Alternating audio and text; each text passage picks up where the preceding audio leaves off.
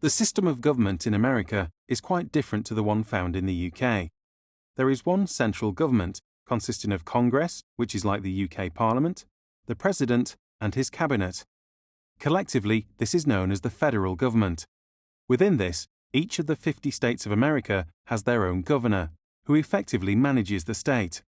The state also has its own governing body, called a state government. In the USA, this system is put into place by the Constitution, which was created in 1787. At the time, there were only 13 states. These are represented by the 13 stripes on the American flag. Over time, more states joined, the most recent being Alaska and Hawaii, which both became states in 1959. Today, there are 50 states in total.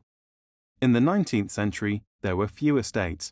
This was mainly because most of the land in America was so sparsely populated, the federal government couldn't raise enough taxes to form a proper government.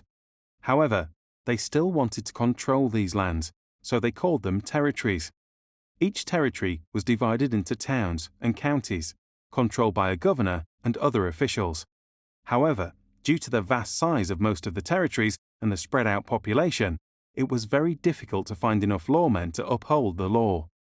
Along with the governor, each territory had a U.S. Marshal. He was in charge of law enforcement for the whole territory, but needed deputies to help him because traveling across the territories was a slow business. The government appointed the U.S. Marshals and their deputies. They were the top tier of law enforcement in the territories. The second tier was the county-elected sheriff. Sheriffs held their jobs for 2 years, and they often had deputies too. The third tier of law enforcement was the town-appointed town marshal, whose job it was to settle local disputes. Cases were heard by 3 judges, appointed by the president. These judges traveled around, hearing cases and passing judgment. In practice, this complicated system didn't work very well. People living in the territories didn't have much respect for the U.S. Marshals. The judges and sheriffs had to cover such a large area of land that they were ineffective. Often, criminals were lynched by mobs while waiting to stand trial. None of the lawmen were particularly well paid and often committed crimes such as robbing and extortion. This simply added to the crime problem. To further increase the confusion, there were small private law enforcement agencies such as the Texas Rangers, the Arizona Rangers, and the Pinkerton Detective Agency. These were available for hire and took it upon themselves to enforce the law. The Pinkerton Detective Agency was mostly used to track down criminal gangs who would rob banks and trains. They were able to hunt criminals across state boundaries, something that traditional law enforcers found difficult. There were also vigilantes and bounty hunters who worked independently of the law enforcers.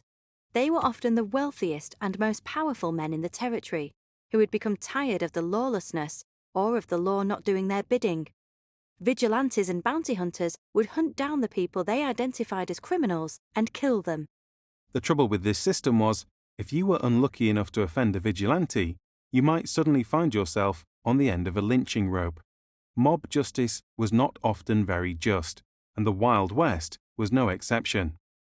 Mining towns were better governed. The populations usually elected some officials and drew up a mining code. They appointed a sheriff to deal with people who broke the law. A court of miners would decide on punishments and disputes over claims. Trials were short and punishments were often swift and brutal, either flogging, banishment, or hanging.